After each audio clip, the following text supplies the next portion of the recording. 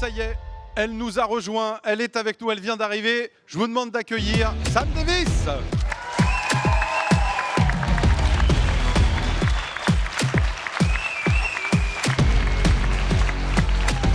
Bienvenue.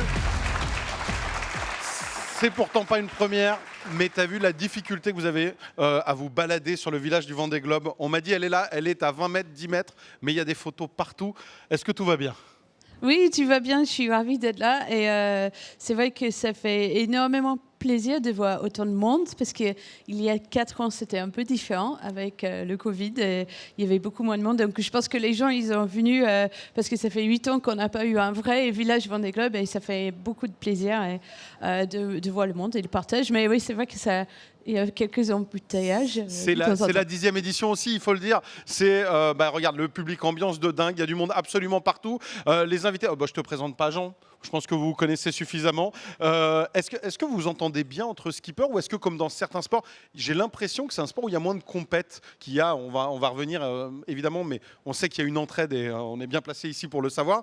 Mais est-ce qu'il y a quand même un esprit de compétition quelques jours avant? On sent que même si on s'aime bien, on est un peu concurrent. Il y a les deux. On est concurrents, mais je pense qu'il y a un respect énorme entre nous. Moi, j'ai beaucoup de respect pour Jean.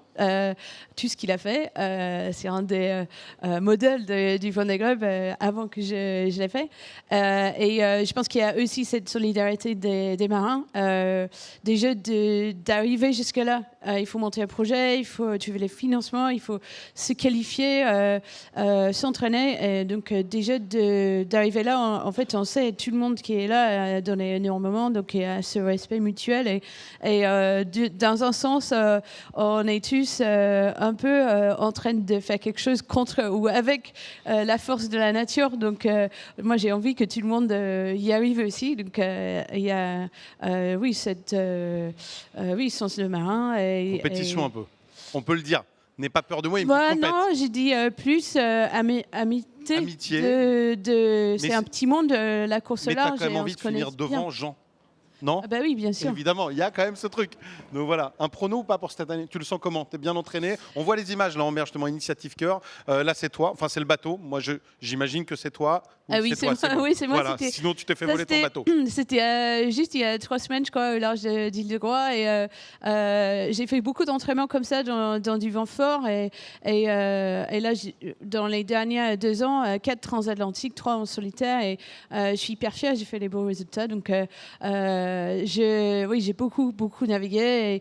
Et comme ça, j'ai confiance en mon bateau Initiative Cœur et je suis prête. Ah bah, c'est tout ce qu'on te souhaite, on l'a vu tout à l'heure. Les bateaux se visitent, si vous venez justement sur le village, c'est ouvert, départ dans quelques jours. En attendant, donc là c'est vraiment la dernière ligne droite, si tu es en Vendée, si tu te prépares, si tu veux te changer les idées, alors le Puy du Fou, tu l'as fait, ça y est, belle expérience, belle journée. Ouais, c'était génial, c'était parfait. Mon fils, il a 13 ans, c'est pile l'âge parfait. Et, on avait un accueil incroyable, donc un peu privilégié. C'était plein les yeux. Et c'est pas nous qui avons choisi. En fait, c'est le Puy du Fou qui a choisi quel spectacle on allait voir. Et il y avait d'autres qu'on avait envie de voir et on n'avait pas assez de temps. Mais par contre, c'était hyper bien choisi.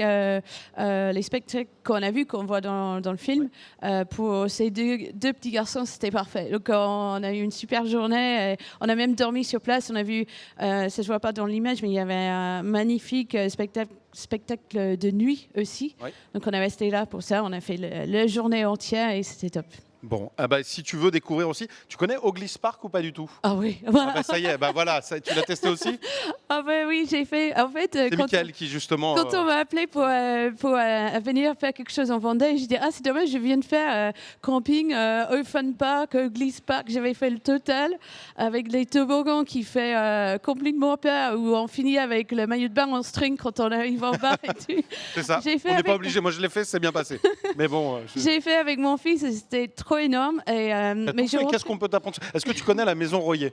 Non. Là, il faut que tu découvres. C'est aux Herbiers, donc c'est pas très loin du Puy du Fou. Tu peux y aller, c'était les éleveurs d'escargots. Je sais pas si tu manges des escargots.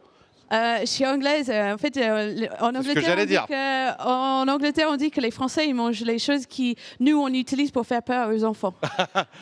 Alors, détrompe-toi, il a une Donc, autre idée justement. Il s'est dit, comme on a quand même pas mal d'Anglais qui viennent nous voir, il y a ceux qui en France adorent manger les escargots et il y a ceux qui vont se servir des autres bienfaits de l'escargot. Et il a créé des gammes cosmétiques à base de bave d'escargot. Il y a des crèmes, il y a même des compléments alimentaires. C'est très bon pour la santé. Et ça se visite aussi, tu pourras dormir là-bas. Bah, ça me va c'est mieux mieux de mettre la bave d'escargot sur le visage que Il en faut pour tout le de les monde. manger. Bon, génial.